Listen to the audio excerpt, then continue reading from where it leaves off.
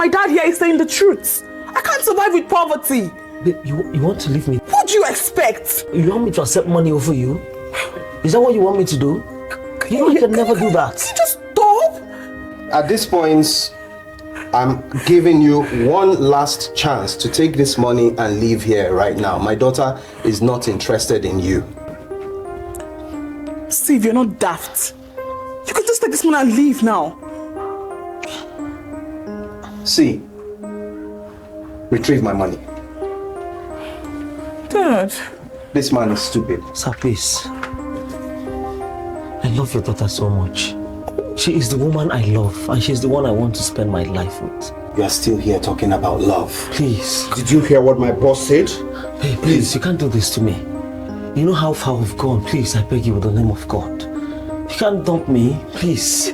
Hello. Despicable. Get him out of here. Babe, I love you. You can't do this to me. You know that. Young man, Steve, please leave my you have premises. heard my boss.